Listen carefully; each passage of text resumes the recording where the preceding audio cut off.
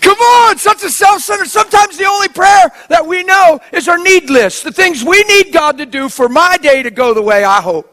That is impersonal, that doesn't build relationship, and it can actually let you down. The next thing you know, you'll question where God is. Why ain't my prayers working? How come he never moves? Why is that light always red?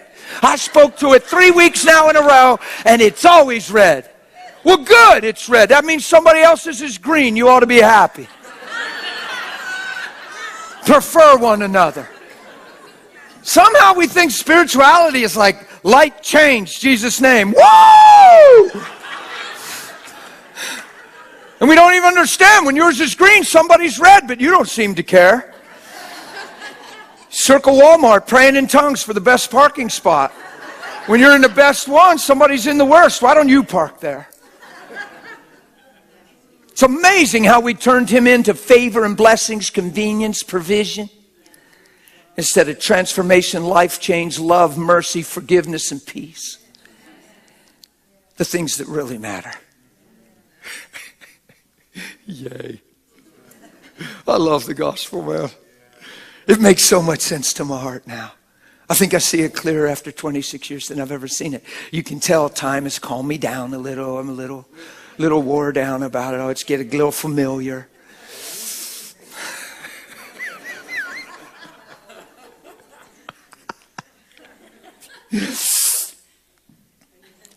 Truth's never going to change. It's never going to get dull. The fact that he loves you should be fresh every morning. You got to stir that thing and keep it alive. You know, the Ephesians church were doing everything cookie cutter perfect, but they forgot their first love. They learned how to do church and stopped being her.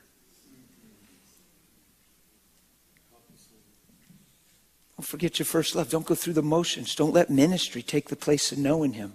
Don't let your church attendance take the place of knowing him. Watch this. Don't let your daily devotion take the place of knowing him. You can do your daily devotion and never connect with God, communicate with him, or be personal. You can listen to songs that sing about him all day and think that's Christian and never contact God. You can listen to sermons all day and never communicate your heart to him. So you can listen to songs about him all day. You can listen to sermons about him all day. You can go to Bible groups where they're talking about him all day and let that take the place of actually having a relationship with him to where you know him.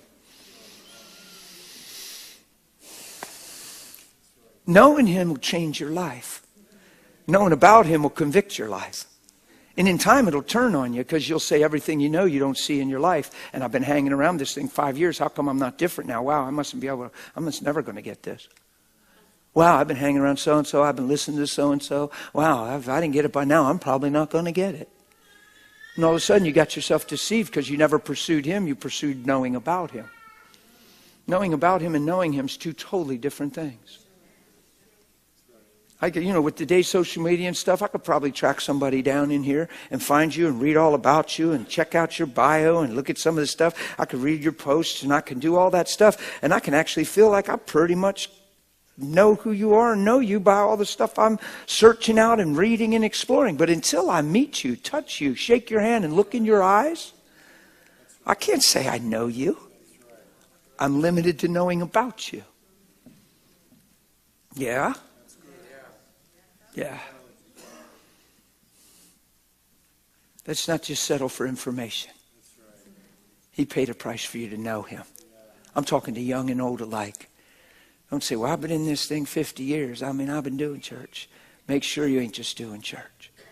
I don't care you've been in this thing 50 years, man. It should be fresh. Your heart should be alive. There should be a tenderness in you. You should look at people and see what he sees, right? If you've been in this thing 50 years and on the right track, that's a long time to get cultivated and formed and fashioned. I've been in it 26. I'm thinking, man, 26 from now? You think I'm bad now? You concerned for me now? 26 years from now? Oops.